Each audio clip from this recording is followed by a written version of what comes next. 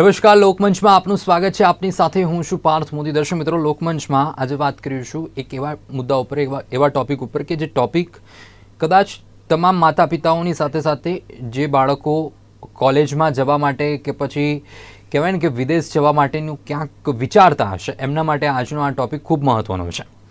ખાસ કરીને તમામ આજનો યુથ જે છે ને, આજનો યુથ વિદેશમાં અભ્યાસ કરવા માટે કે પછી ગ્રેજ્યુએશન હોય કે પછી પોસ્ટ ગ્રેજ્યુએશન, માસ્ટર ડિગ્રી કે પછી અધર સ્ટડી કરવા માટે પણ આગળ જતો હોય છે અને વિદેશને પ્રિફર કરતો હોય છે.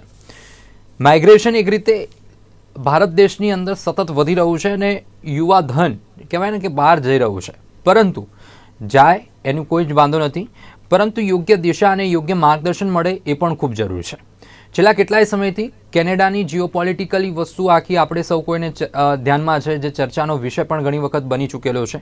કેનેડા સતત પોતાના નિયમોની અંદર ઇન્ટરનેશનલ સ્ટુડન્ટ્સના માટે જે નિયમો છે એની અંદર ઘણી વખત એણે ફેરફાર કર્યા છે. એક મહત્ત્વનો વધુ એક નિર્ણય કેનેડાએ લીધો છે, જે અંગેની ક્યાંક માહિતી પ્રાપ્ત થઈ રહી છે અને કેનેડાના ઇમિગ્રેશન મિનિસ્ટર માર્ક મિલરે આ અંગેનો એક નિર્ણય લીધો છે કે હવે જે લોકો પોતાના પેરેન્ટ્સ, ગ્રાન્ડ પેરેન્ટ્સને પરમનન્ટ રેસિડેન્સી માટે જો કેનેડામાં લાવવા ઈચ્છતા હોય તો 2025 પછી એ લોકોને 2025માં એ લોકો નહીં લાવી શકે, કારણ કે એ એપ્લિકેશન એ લોકો બંધ કરી રહ્યા છે. એટલે આની અસર કેટલી પડશે, કેટલી નહીં પડે એના વિશે ચર્ચા કરીશું. સાથે છેલ્લા કેટલાય સમયથી કેનેડા તમામના મોઢે ક્યાંક ચર્ચા એવી થાય કે કેનેડા કેનેડા કેનેડા, પરંતુ કેનેડા સિવાય બીજું શું? કારણ કે યુરોપના દેશો છે, યુરોપ એક બાજુ છે તો બીજી બાજુ તમે ઓસ્ટ્રેલિયા છે, ન્યૂઝીલેન્ડ છે, આ અલગ અલગ જગ્યા છે, ત્યાં પણ તમે જઈ શકો છો.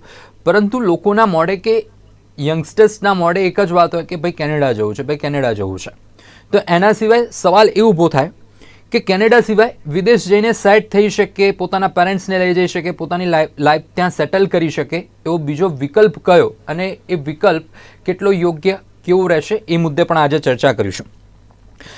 આ બે મુદ્દા ઉપર ચર્ચા કરવી છે. ચર્ચામાં આપણી સાથે જોડાયા છે શ્વેતાબેન અગ્રવાલ, જેઓ ફાઉન્ડર છે શ્વેતાસ એડ્યુ હબના.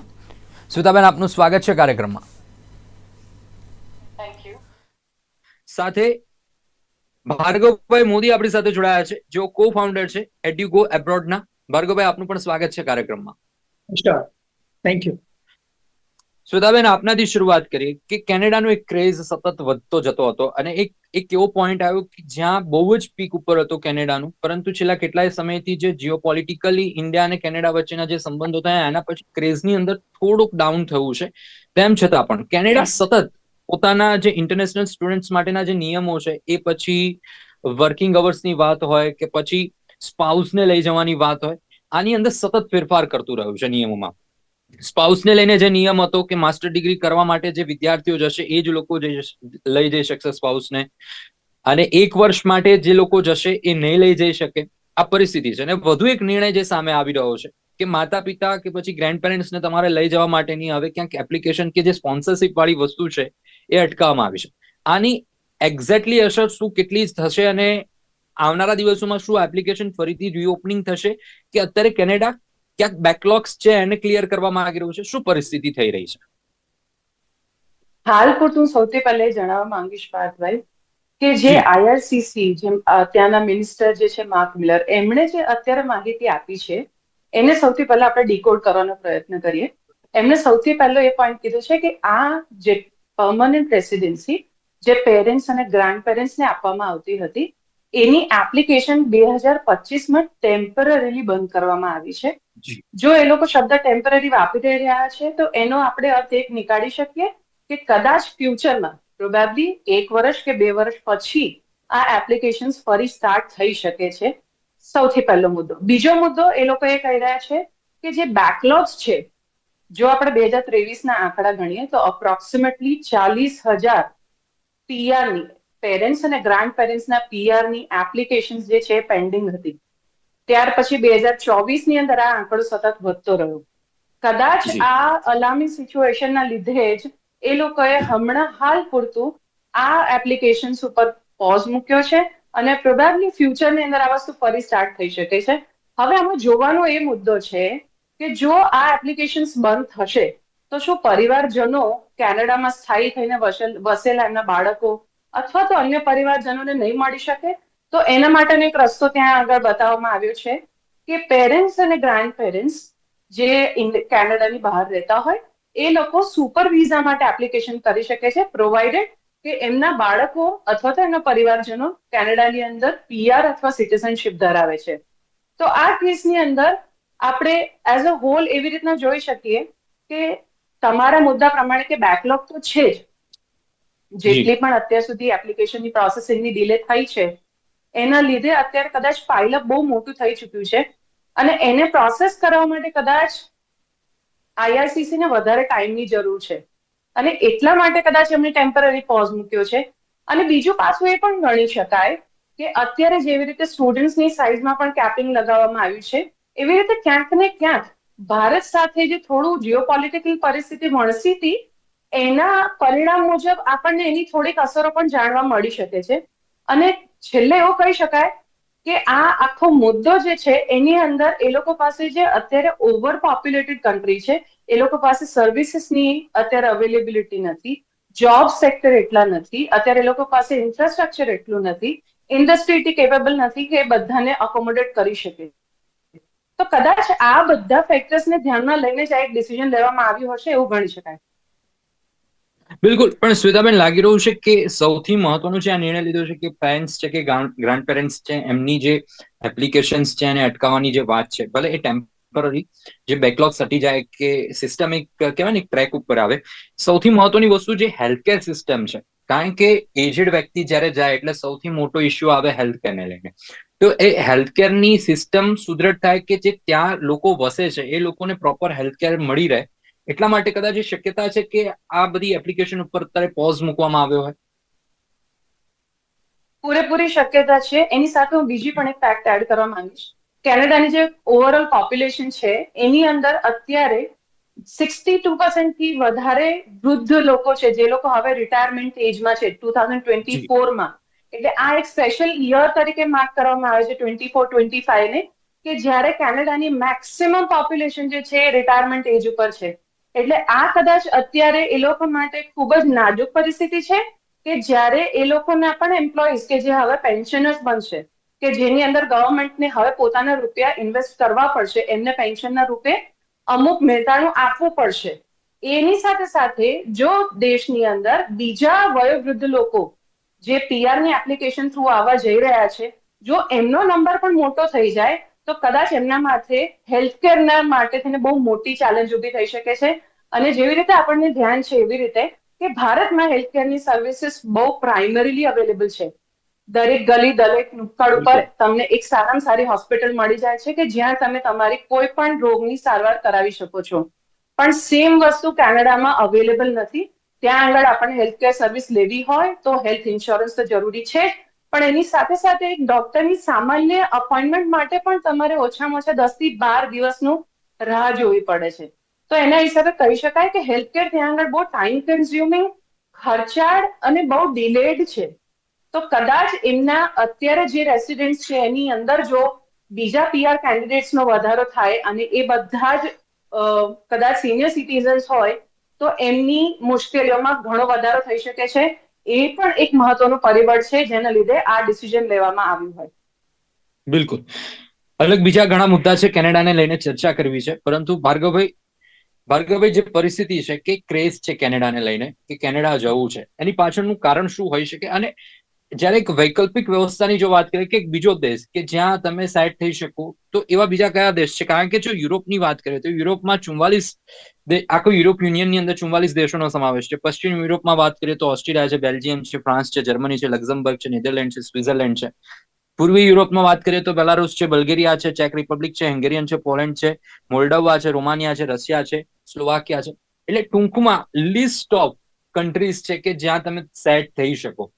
તો આજના યુથને એ જાણકારી નથી કે આજનો યુથ એ એક્સપ્લોર કરવા નથી માંગતો, કે પછી ક્યાંક એવું છે કે કોઈ એક વ્યક્તિ કેનેડા ગયું છે તો એની પાછળ જ કેનેડા જતું રહેવું છે? પાર્થભાઈ, એકચ્યુઅલી ઇમિગ્રેશન છે ને આપણા દેશમાં બહુ જ અલગ અલગ રીજન વાઇઝ ડિવાઈડ થયેલું છે. જેમ આપણે ગુજરાત કે પંજાબ કે હૈદરાબાદની વાત કરીએ તો અહીંયાના સ્ટુડન્ટ્સ આપણે કહીએ છીએ ને હર્ડ મેન્ટાલિટી. સો પહેલાથી ચાલ્યું આવ્યું છે કે મારો કાકાનો છોકરો કે બીજો કોઈ કઝિન કે મારો ફ્રેન્ડ કેનેડા યુએસએ ગયો છે તો એ સ્ટુડન્ટ પણ ત્યાં જ જશે. સો આપણા જે રિજન છે ગુજરાત, પંજાબ, હૈદરાબાદ, ત્યાં મેક્સિમમ સ્ટુડન્ટ માઇગ્રેશન એ કેનેડા અને એંગ્લોફોન કન્ટ્રીઝ અમે કહીએ છીએ, તો ઇંગ્લિશ સ્પીકિંગ નેશન્સ કહીએ છીએ. આજે Canada, Australia, New Zealand, UK and USA માં આવે છે.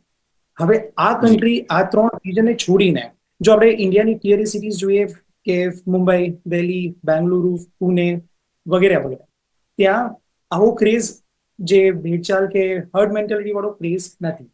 ત્યાં પહેલેથી જ બહુ જ લગભગ 15 થી 20 વર્ષથી યુરોપ અને યુરોપની કન્ટ્રીઝ જેવી કે ફ્રાન્સ, તમે કીધી, જર્મની, આયર્લેન્ડ, સ્વિટ્ઝરલેન્ડ, પોલેન્ડ, માલ્ટા, લેટવિયા, આ બધી જ કન્ટ્રીમાં સ્ટુડન્ટ્સનું માઇગ્રેશન બહોળા પ્રમાણમાં રહે છે. હું એક ખાલી નંબર તમને કહું, અને અત્યારે જે કેનેડામાં કે યુએસએમાં કે યુકેમાં ઘણા બધા પોલિસીઝમાં ચેન્જ થઈ રહ્યા છે, એના કારણે યસ, એક સ્વિચ તો બની જ રહ્યું છે. બટ ઇન્ડિયાથી લગભગ દર વર્ષે 8 થી 10 લાખ સ્ટુડન્ટ્સ બહાર જાય છે ભણવા માટે, અને એમાં યુરોપમાં જવાની સંખ્યા એ 80,000 થી 1 લાખ સ્ટુડન્ટ્સની છે.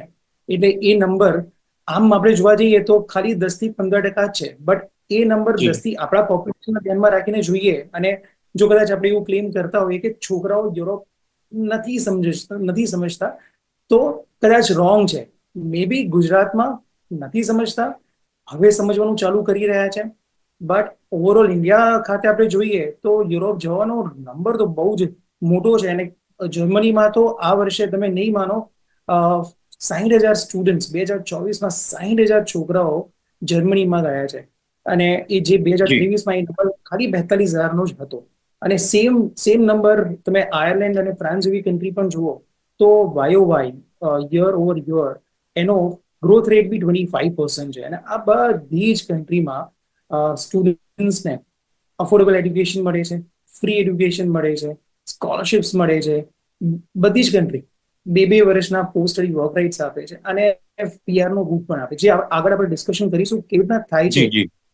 બટ યસ, તો આ બધા ઓપ્શન્સ સ્ટુડન્ટ માટે તો બહુ જ લાંબા સમયથી અવેલેબલ તો છે જ, અને ગુજરાતના છોકરાઓ હવે આ ઓપ્શન્સ બહુ જ એકદમ બિંદાસ વેમાં જોઈ રહ્યા છે.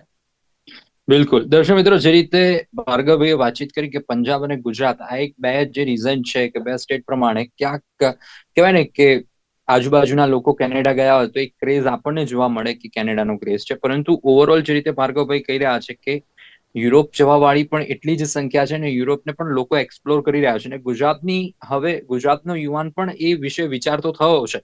પરંતુ ભાર્ગવભાઈ, જે રીતે વાત કરીએ તો પશ્ચિમ યુરોપની વાત કરીએ કે પૂર્વ યુરોપની વાત કરીએ, ઉત્તર યુરોપની વાત કરીએ, દક્ષિણ યુરોપની વાત કરીએ, ઓવરઓલ યુરોપની અંદર કેવું છે સ્ટડીને લઈ, અને સ્ટડી પછી સેટલ થવાનું અગર કોઈ એક વ્યક્તિ વિચારી રહ્યો છે, કારણ કે એના કેરિયર ફેઝમાં એ જશે, કેવી ઉંમરમાં જઈ રહ્યો છે કે ત્યાં એને લાઈફ હવે સેટ કરવાની છે, તો કયું વધારે એના માટે બેટર ઓપ્શન રહેશે? કારણ કે હવે કેવું છે, બધા બધું સર્ચ નથી કરી શકતા, એટલે એક જ ઓપ્શન મળી જાય તો એ વધારે બેટર. તો આપણો પ્રયત્ન એવો રહેશે કે આજના આ ટોક શો ની અંદર આપણે એટલીસ્ટ એટલી માહિતી લોકોને પ્રોવાઈડ કરીએ.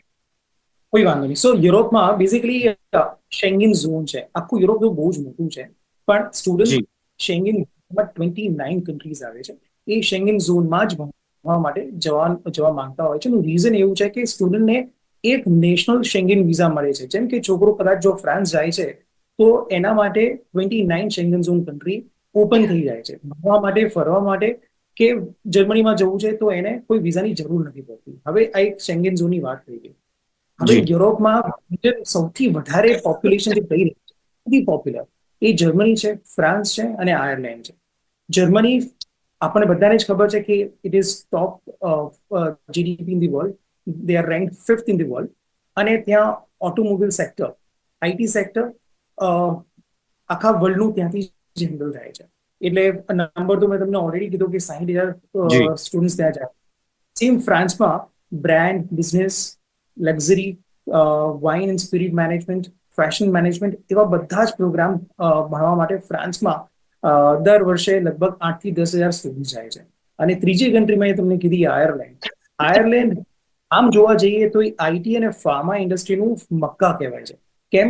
કારણ કે આપણને કોઈ પણ આઈટી કંપની ખ્યાલ હશે, જે ગૂગલ, ફેસબુક, લિંક્ડઇન કશી બી લઈ લો, એ બધી આઈટી કંપનીનું એનું સેકન્ડ ડેટા સેન્ટર એ આયર્લેન્ડમાં છે. એટલે આયર્લેન્ડમાં આઈટી કે ફાર્મા ઇન્ડસ્ટ્રીના કોઈ પણ કોર્સ ભણવા જવા માટે એ સૌથી બેસ્ટ કન્ટ્રી બની જાય છે. હવે આ ત્રણ કન્ટ્રીમાં સ્ટુડન્ટ જ્યારે ભણવા જાય છે એના પછી એને ડ્યુરિંગ સ્ટડી તો એને પાર્ટ ટાઈમ જોબ્સ અલાઉડ હોય જ છે. એટલે જ્યારે જી આપણે આરઓઆઈ ની વાત કરતા હોઈએ કે ક્યારે આપણે સ્ટુડન્ટ્સ પોતાના પેરેન્ટ્સ પાસેથી રૂપિયા ના બિલકુલ માંગવા પડે એના માટે પાર્ટ ટાઈમ જોબ્સના ઓપ્શન્સ દરેક કન્ટ્રીમાં અવેલેબલ છે. અને મિનિમમ વેજ પણ ત્યાં 10 થી 15 યુરોનું હોય છે, જેને કારણે બહુ આરામથી છોકરાઓ પોતાના મંથલી એક્સપેન્સીસ મેનેજ કરી શકે છે.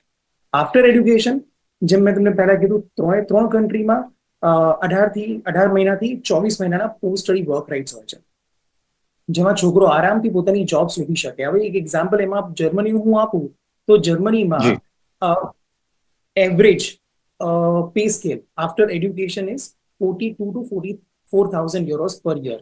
ઓકે, હવે 42 એટલે તમે ઇન્ડિયન કરન્સીમાં કાઉન્ટ કરો તો લગભગ 35 લાખ જેટલું એનું પેકેજ હોય છે. એટલે એક જોબ મળી ગઈ એટલે એનું વર્ક ટીઆરસી કન્વર્ટ થઈ જાય છે. અને વર્ક બિલકુલ ટીઆરસી કન્વર્ટ થયા પછી 3 થી 5 વર્ષ સ્ટુડન્ટ જો એ કન્ટ્રીમાં રહે છે તો એ પીઆર માટે પણ એલિજિબલ થઈ જાય છે. અને ડ્યુરિંગ હિઝ એડ્યુકેશન ઓર હર એડ્યુકેશન એક ફેમિલી રિયુનિયન વિઝા પણ હોય છે, જે બહુ જ ઓછા લોકોને ખ્યાલ છે કે what is family reunion visa, જેમાં સ્ટુડન્ટ ત્યાં ગયા પછી પોતાના ઇમિડિયેટ ફેમિલી મેમ્બર્સ ને એ બોલાવી શકે છે અને એના ફેમિલી મેમ્બર્સ ફૂલ ટાઈમ કામ પણ કરી શકે છે. એટલે એટલે ડ્યુરિંગ ધ સ્ટડી વિઝાની અંદર પણ બોલાઈ શકે છે કે આફ્ટર સ્ટડી વિઝા પછી બોલાઈ શકે? ડ્યુરિંગ સ્ટડી વિઝા બી family reunion it's a EU law, જી સો એ બોલાવી શકે છે. અને મેં બીજી 2-3 કન્ટ્રીનું નામ નથી દીધું, જેવું કે ડેનમાર્ક, ફિનલેન્ડ, સ્વીડન, નેધરલેન્ડ. આ કન્ટ્રીમાં જી તો સ્ટુડન્ટ પોતાના એપ્લિકેશન સાથે જ પોતાના સ્પાઉસ અને કિડ્સની એપ્લિકેશન કરી શકે છે. એટલે આખું ફેમિલી માઇગ્રેટ થઈ શકે છે આ કન્ટ્રીમાં. બિલકુલ. પરંતુ ક્યાંક ભાર્ગવભાઈ એક ઇશ્યુ કદાચ જો આજના સ્ટુડન્ટ્સને ફેસ થતો હશે કે યુરોપની અંદર જે એક લેંગ્વેજ બેરિયર સૌથી મોટો એક ઇશ્યુ બની જતો હોય છે કે કોઈ પણ જગ્યાએ જાઓ તો એની પોતાની એક લેંગ્વેજ છે, લોકલ લેંગ્વેજ, ને એ જ પ્રમાણે તમે પછી પીઆર માટે પણ એને એક લેવલ સુધી તો તમારે શીખવું જ પડે, કે જેમ કે જર્મનીમાં હોય તો B1 B2 સુધી તમારે તો એટલીસ્ટ જવું પડે. તો આ લેંગ્વેજ બેરિયર શું એ આજનું મતલબ સ્ટુડન્ટ એ ફિલઅપ કરી શકે છે કે પછી એ આગળ જતા કન્ટિન્યુઅસ રહે છે, કે પછી એ સ્ટુડન્ટ પછી એવું વિચારે કે હવે જર્મની નહીં, હવે પછી ત્યાંથી બીજી જગ્યાએ જવાનું વિચાર કરે? ના. એકચ્યુઅલી આ છે ને છેલ્લા 15 વર્ષથી અમે આ સવાલનો જી જવાબ દરરોજ આપીએ છીએ. લેંગ્વેજ શીખવી એ અમારા માટે એક ઓપોર્ચ્યુનિટી રીતનું છે. હવે આપણે જ્યારે આપણું વર્લ્ડ છે ને બહુ જ ફાસ્ટ ઇવોલ્વ થઈ રહ્યું છે, અને આ ઇવોલ્વિંગ વર્લ્ડમાં ઇફ યુ આર મલ્ટીલિંગ્વલ, એટલે તમારા રિઝ્યુમેમાં if you speak English, Hindi and may be French or Italian, તો તમે કદાચ 90% ગ્લોબ ઓડિયન્સને કવર કરી શકો છો. એટલે તમારું જે પોસ્ટ સ્ટડી ગ્લોબલ અપોર્ચ્યુનિટીની વાત કરીએ છીએ તો એ એકદમ નેક્સ્ટ લેવલ થઈ રહ્યા છે. હવે મેં એકદમ ટોપ લેવલ વાત કરી, બટ બેઝિક એક્ઝિક્યુશનની હું વાત કરું તો સ્ટુડન્ટ્સ ઇન્ટરનેશનલ એડ્યુકેશનમાં જાય છે. અને યુરોપને આપણે ઇન્ડિયા તરીકે કાઉન્ટ કરીએ તો ઇન્ડિયામાં પણ તમારે ધારો કે મહારાષ્ટ્ર જવું છે કે કેરલા જવું છે તો ત્યાં લોકલ લેંગ્વેજ છે જ, but everyone can communicate either in Hindi or English. It is same in right. Europe. તમારું બેઝિક કમ્યુનિકેશન ઇંગ્લિશમાં આરામથી થઈ જશે, અને સ્ટુડન્ટ ઇન્ટરનેશનલ એડ્યુકેશનમાં જાય છે, so he will sit with international students only. એટલા માટે એને ડ્યુરિંગ સ્ટડી બીજી કોઈ લેંગ્વેજ શીખવાની જરૂર હોતી નથી. બટ ગુડ થિંગ ઇઝ કે દરેક કોર્સમાં પહેલા સેમેસ્ટરમાં એ લોકોને E1 અને બીજા સેમેસ્ટરમાં એ લોકોને E2 શીખવાડે જ છે, જેને કારણે છોકરો જ્યાં સુધી એડ્યુકેશન પૂરું કરે છે ત્યારે એ બેઝિક લેંગ્વેજના લેવલ લેંગ્વેજ સુધી શીખી પહોંચી જાય, અને ત્યાં પછી એ કલ્ચરલ ઇમર્સિવ એક્સપિરિયન્સ બી કરી જ શકતો હોય છે. But again language is never a barrier for a bright student. It is always an opportunity, is what we always say, and student always feel that way. બિલકુલ. શ્વેતાબેન, આપને થોડી વાર વેઇટ કરવો પડ્યો, કારણ કે મુદ્દો એવો છે ને કે જેટલું બને એટલું, એક તો તમે છો અને એક ભાર્ગવભાઈ છે, આપણે પ્રયત્ન એવો કરીએ છીએ કે સ્ટુડન્ટ્સ કે આ પ્રોગ્રામ થકી જે પણ યુવાન દેખે તો એને પ્રોપર એક ઇન્ફોર્મેશન મળે. શ્વેતાબેન, હવે જે વ્યક્તિ કે જે સ્ટુડન્ટ્સ અત્યારે વિચાર કરતો હશે કે કેનેડા જવું છે, પરંતુ આવી રીતેના એક ન્યૂઝ આવે તો સેટ ઓફ બેક્સ એના માઇન્ડમાં એમ થઈ જાય કે હવે જવું કે ન જવું. તો આ પરિસ્થિતિનું નિર્માણ થતું, અને ખાસ કરીને તો વાત કરીએ તો અત્યારે સ્પ્રિંગ ઇન્ટેક શરૂ થઈ ચૂક્યું છે જાન્યુઆરી ફેબ્રુઆરી માટેનું. તો શું ડિસિઝન લેવું જોઈએ કે આ પર્ટિક્યુલર નિર્ણયને લઈને કેનેડા જવું અટકવું જોઈએ કે પછી વિચારવું જોઈએ, રીથિંકિંગ કરવું જોઈએ કે બીજા કોઈ ઓપ્શન્સ એક્સપ્લોર કરવા જોઈએ? શું કરવું જોઈએ? સૌથી પહેલા તો આપણે જે મેજર કન્ટ્રીઝ અત્યાર સુધી એવું ગણી શકાય કે 2023 સુધી જે મેજર કન્ટ્રીઝ હતા, યુકે, યુએસએ અને કેનેડા, એ બધા જ કન્ટ્રીઝની અંદર અત્યાર સુધી બહુ મોટા પ્રમાણમાં આપણા સ્ટુડન્ટ્સ માઇગ્રેટ થઈ ચૂક્યા છે. એની સાથે ઘણા લોકો વર્ક પરમિટ માટે પણ જઈ ચૂક્યા છે. એનો મતલબ એ કરી શકાય કે યુરોપિયન કન્ટ્રીઝ અત્યાર સુધી છેલ્લા 3-4 વર્ષમાં ઓછી એક્સપ્લોર થઈ હતી એની પહેલા. અત્યારે આપણને 3-4 વર્ષમાં વધારે એક્સપોઝર એટલા માટે જોવા મળી રહ્યું છે કે જે મેજર કન્ટ્રીઝ હતી ત્યાં હવે ધીરે ધીરે બધા સ્ટેજીસમાં સેચ્યુરેશન જોવા મળે છે. When it comes to job, education, PR, બધી જ જગ્યાએ ચેલેન્જીસ વધી રહી છે.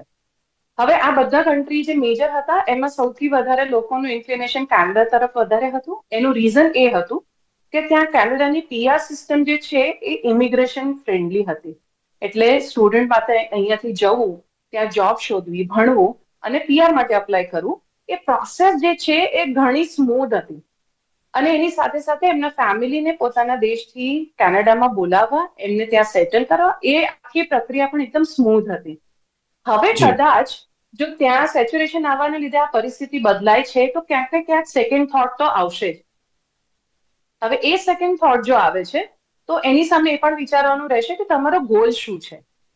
હું એટલું ચોક્કસપણે અહીંયા અંડરલાઈન કરવા માંગીશ કે ઇમિગ્રેશન પોલિસી કોઈ પણ કન્ટ્રીની ગમે ત્યારે ચેન્જ થઈ શકે છે. એ આપણા ફેવરમાં પણ જઈ શકે છે, આપણી અગેન્સ્ટ પણ જઈ શકે છે. તો એ પોલિસી જે છે એનો કોઈના ઉપર કંટ્રોલ નથી.